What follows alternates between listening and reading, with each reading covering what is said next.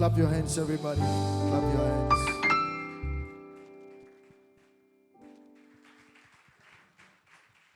Some people are not clapping.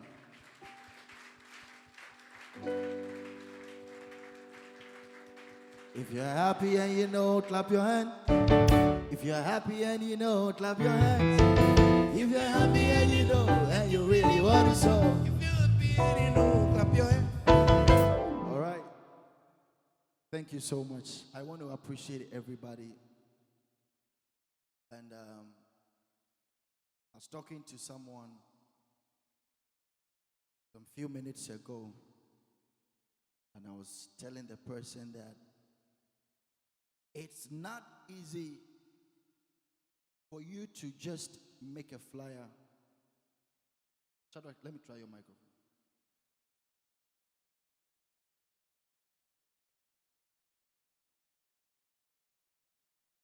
All right. All right. I think that's better. It's not easy for you to just make a flyer and expect people to show up. And I know a lot of people sacrificed a lot through the rain. Through the rain. But I want to say thank you so much. Clap your hands for yourself.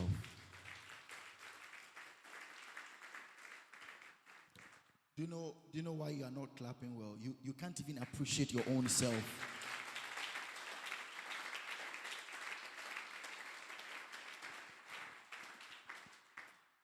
I do lots of events, and I was telling someone that because of the magnitude of the events I do, this is like organizing a birthday party for my daughter. Like this, one of the least, of course, you know that I can do. But thank you so much. When it began to rain, I called my friend. I was asking that, so the people come since in Ghana? And he said that even when you do IS, it rains and people still come. But I don't just get up and do something. I hear from God before I move. And God told me to organize this. And I know somebody is going to be blessed. After that, you can eat free. The food is free. English breakfast. Tell somebody English breakfast. All right, but I want to appreciate everybody for coming. All the pastors that are here. I want you to work on the sound for me. I don't like it. All right. All the pastors that are here, I do appreciate all my friends. I want to appreciate Mr. Gerald, who has been a great friend. Let's clap our hands for Mr. Gerald.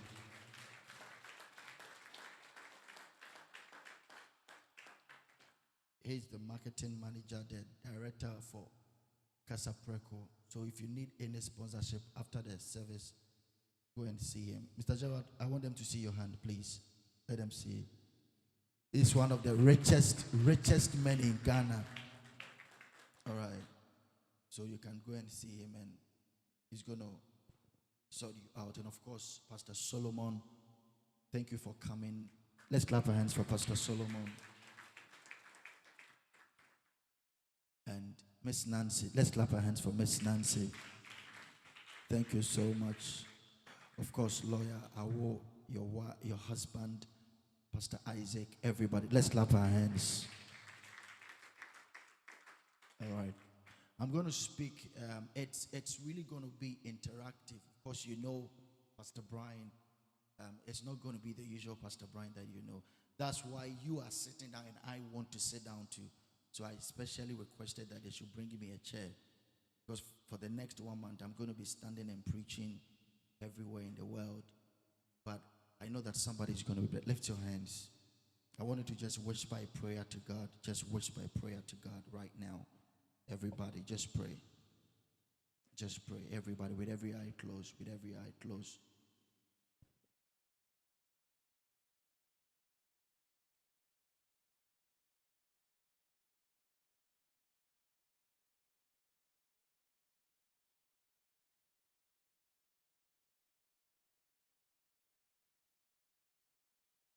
Somebody pray. Somebody pray.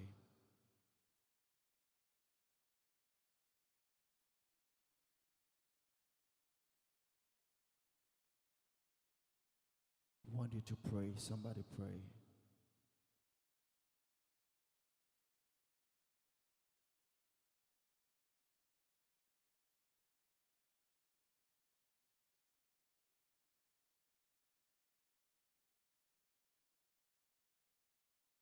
In Jesus' mighty name, amen.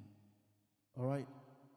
I'm going to speak to us briefly on a very important subject. So you can take your pen, your notebooks, and you can write it. And I'm going to share some personal stuff with us. Pastor Sari, where's Isaka? Here. Here. Is he coming? All right. How many of us want to be successful?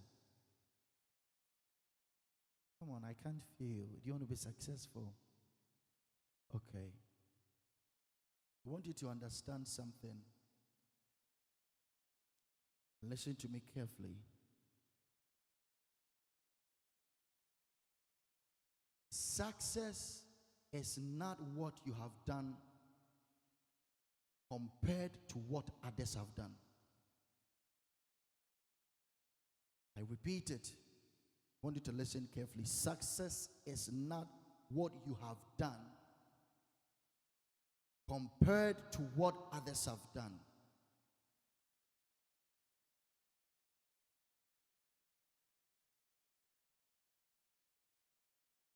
Let's imagine that we are in a class and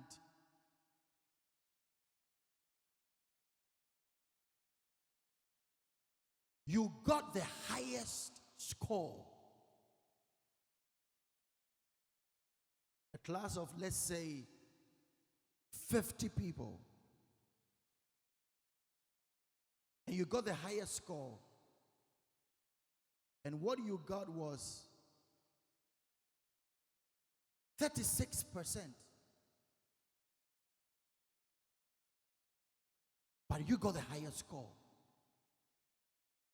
Everyone else got 21, 11, 1%. Don't ever think that you passed. Since you are comparing yourself to the other people, you think you passed, but you failed. So what then is success? Success is what you have done compared to what you were created to do. I want you to listen to me carefully. I'm going to say some things.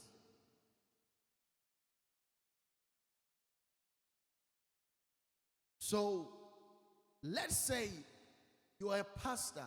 If you're a pastor, let me see your hand. If you're a pastor. Or if you think you're a pastor.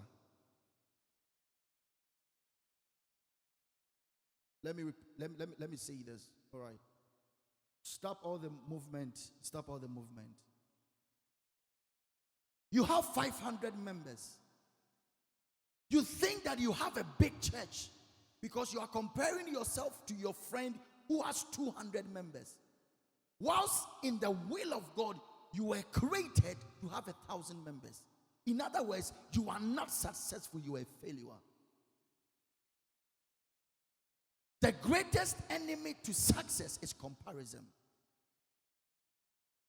The greatest enemy to success is comparison. Don't look at me and nod your head, write it down. The greatest enemy. When I understood this, I stopped comparing myself to useless people. Tell somebody, stop comparing yourself. Success is the fulfillment of the purpose and assignment for which you were created.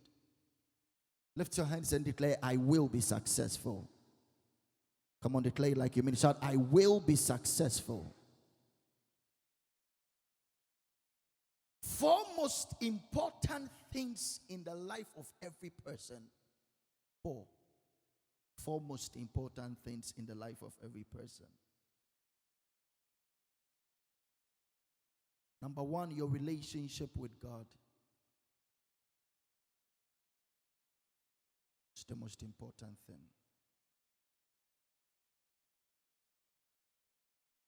If you are here and you think you have a good relationship with God, let me see your hand.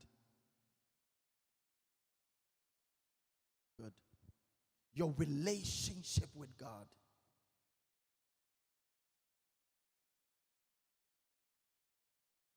Your relationship with God. Number 2, your family. Nothing on earth can replace your family. Nothing. You better believe me. Am I making sense?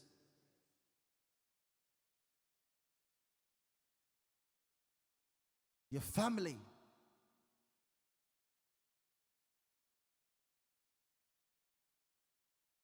Number 3, your health. Your health is everything. Everything. I started going to the gym, and let me tell you this. I started going to the gym and I was having a lot of pains. Can you get me some parts? All right. All right, just bring it down. Having a lot of pains. Started going to the gym, but I love it. But hear this. When you go to the gym, the aim is not to look fit, but the aim is to be fit. Because not everybody that looks fit is fit.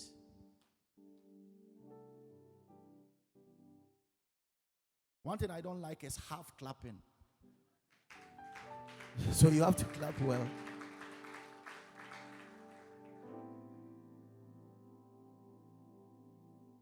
Your health, I'm telling you. One wise man, hey, that's me on the gym, man. One wise man said something. He said, at your youthful age, if you can take care of your health, when you grow up, your health will take care of you. Don't forget it. 4 most important things. Number 1, your relationship with God. Number 2, your family. Number 3, your health. And the last one, are you ready? Your assignment. Your assignment.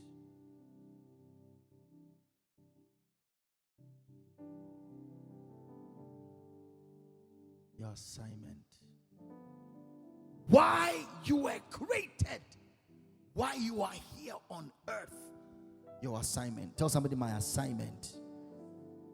All right. Matthew chapter 10. I want someone to get up and read it. Get a microphone and read it for me. Of course, I'm a pastor, so I got to read.